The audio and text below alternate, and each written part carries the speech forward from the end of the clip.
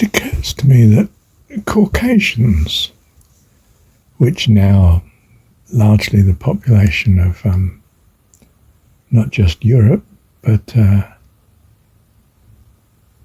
America, North America, or US, and Canada, and Australia, and New Zealand, and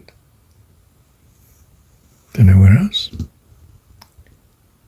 But of course, the Caucasus is where the Scythian people dwelt.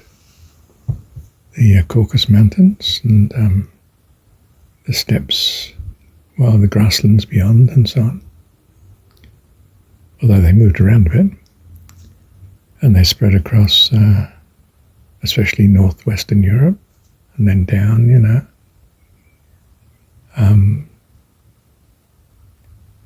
and of course greatly affected,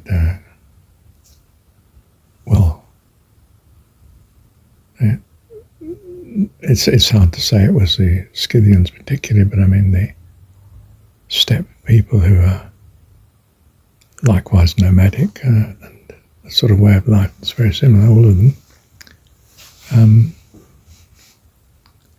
And our language reflects just how influential they were.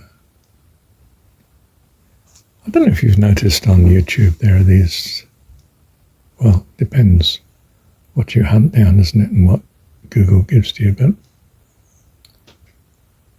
or the YouTube search gives you, but ancient buildings or ancient styled buildings that all similarly Gothic and so on across not just Europe, but I mean crop up in all sorts of places like America and South America and so on. And you think, well, how on earth would a migrant population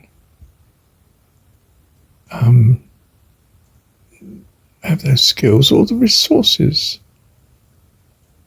or the technology generally or the artistic skills to produce the fantastic town hall buildings in sort of Romanesque, Nordic, Romanesque style, or cathedrals that are all, many of them very Nordic looking, and just think, but they wouldn't have had the resources to build that, and they're supposed to have built them in very recent times, 1880s onwards, 1900s, and then most of them vanished one way and another by the time you get to the 1950s, 60s and so on. They've been taken down again. Skyscrapers have been put up and things like that. But magnificent buildings that were the town halls for a particular city hall, absolutely fabulous. Or train stations. I mean, hotels, and we can understand it, building a resort, of course, to attract people to use the railway, and you could have, relatively speaking, exotic holidays by train into new parts of the continent, in North America, for instance. You can understand them building it, but not the ability or the willingness to build such fantastic, lavish, no question of it, absolute palaces, and enormous hotels at that. And then it dawned on me, well, for instance, state capitol building. The capital comes from a word, I think it's in Greece, where the Senate met. It's the capital. In that sense, is where the Parliament meet.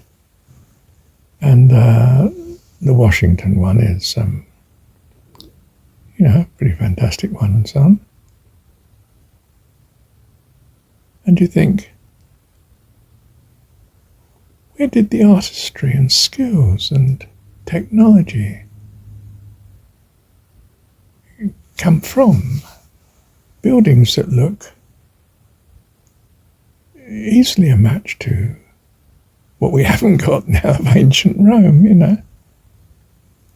And all we've got now in large measure is photographs, because the buildings have been defaced and simplified or taken down and some huge office block built there or something, But the Capitol buildings have... and then, of course, it dawned on me, I wonder if... You know how Washington's laid out on a... what would call it? A Freemasonry type influence of symbols and signs and shapes and so on. And it dawned on me, I wonder if there was a lodge for each state. And I checked, and apparently each state's got its own lodge, and they're independent, and they're responsible for Freemasonry within their state, And of course Freemasons were the successful financiers, and everyone who had power would gravitate to everyone else that had power. So they had the cash to build these magnificent places. And I thought, well, I don't know how secretive they were, but I wonder if they used them as their serious temples or Masonic halls. And that in some sense they were or are the inheritors of the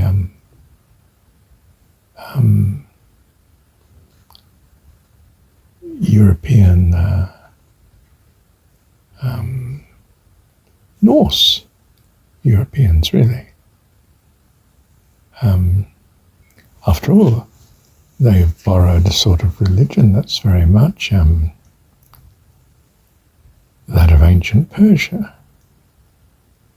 I was going to say rather than Christian, but on the other hand, I don't see Christianity terribly Jesus-based. It's more Persian than anything else in some ways. It's how to run a state and what the government wanted through the history. People like Constantine and so on. And the European monarchs and their popes and so on. So that made much more sense to me that they are, rather than say Tatara, I'd just say Masonic, which probably means the same thing. Yes, well, similar, I suppose. When were the buildings made? An interesting view is, were they made for giants? Because the size of the doors, entrances, windows that start, from our point of view, halfway up your neck. The whole place, the height of the ceilings, not just the ground floors, but very often, the 2 floors above. And you think to yourself, I can just imagine giants living there. In which case, what happened to them? Well, there's probably whatever the little people, us, did to them, I expect. You're probably the cause of their final extinction. You just don't know. I do agree we could have hushed it up. But I suspect the buildings... I really don't know.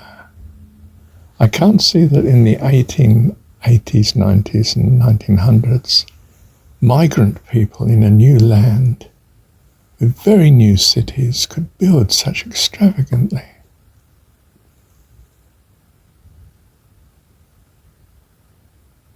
I'm not sure how strong... I don't know, perhaps it is that. It's the Masonic... in other words, it's very much a cabal of the elite that does what it wants to do and finances it accordingly. But even so, I don't see how the skills and the technology was there to do what we don't do today, and we don't seem to be able to do either. I mean, can we sit down and build one of these magnificent cathedrals? And where would you find the artistic skills? Yeah, I mean, we tend not to lift bits of stone that weigh 10 tons for building. It's not our style, is it, you know? I mean, this is quite a different question to the megaliths of ancient times. I mean, we're talking about astonishing tonnage of some of the stone blocks. So that's just off the planet, you know. I really don't know. I can't imagine. It's all very puzzling.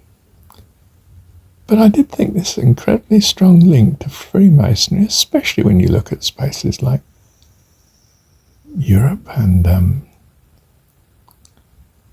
the New World, especially United States, Canada, and so on. That might explain why the buildings were perhaps regenerated with the wealth, Freemasonry cash in effect, and perhaps they were being used as temples or lodges by them. But I suspect there is still an argument for saying, weren't they built much, much earlier, and by who? And of course, it appeals to one, doesn't it, in a way, possibility of giants.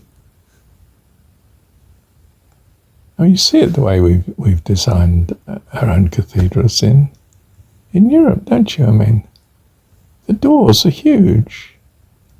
And they're almost too heavy to move. I don't know if they're too heavy to move for an ordinary person. I'm not sure about that. Presumably not. You can move them. Well, if they're well hinged and so on.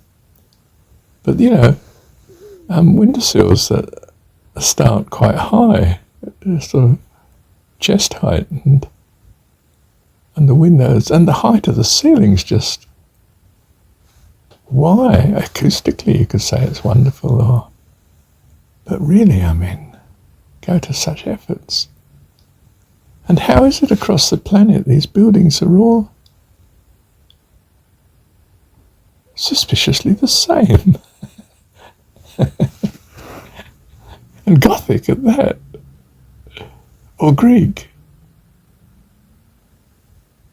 Does make that's the argument, isn't it? That there was some other great civilization that have got eclipsed from probably by us at some point. I don't know about losing 500 years of history somewhere, that it's been faked. And I'm not sure of reset policy. I mean, it's all too much for me, but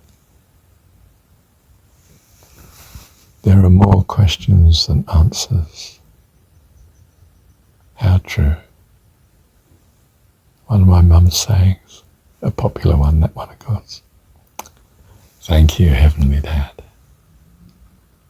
Oh, I don't think it's important to know the answer to these questions. If we've been deceived about history or who built what, well,